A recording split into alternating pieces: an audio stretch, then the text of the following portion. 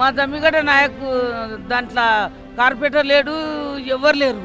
ఎప్పుడైనా ఏసరా నగర్కి వెళ్ళి వచ్చి కార్పొరేటర్ అంటారు, కప్రకెళ్ళి వచ్చి కార్పొరేటర్ అంటారు, చిర్రపల్లి డివిజన్కి వెళ్ళి వచ్చి కార్పొరేటర్ అంటారు. ఇప్పటి వరకు మాకు ఆ బలమైన పోస్ట్ ఉన్నోడే లేదు. నాయకులేంబడి తిరగనికనే మేము ఉన్నాము.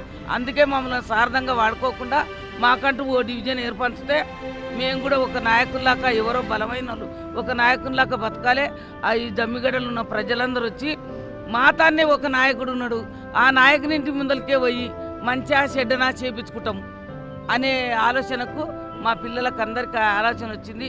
ఇలా పెద్ద ఎత్తున దీక్ష కూర్చున్నాం, నిన్న కూర్చున్నాం, ఇవాళ కూర్చున్నాం. పత్రం కూడా మున్సిపల్ ఆఫీసులు ఇచ్చేచ్చినాం. రేపు కూడా పెద్ద ఎత్తున ర్యాలీగా పోతున్నాం. ప్రభుత్వాన్ని మేము కోరుకునేది ఏంటంటే, మా జమ్మిగడ్డ ప్రాంతంలో 19 కాలనీలు ఉన్నాయి, 24,000 ఓట్లు ఉన్నాయి. ఆ ఓట్ల కాడికి మాకు డివిజన్ చేయమని మేము ప్రభుత్వాన్ని కోరుకుంటున్నాం. మాకేం మంచిగా అంటలేము, మాకు కావాలి మా డివిజన్.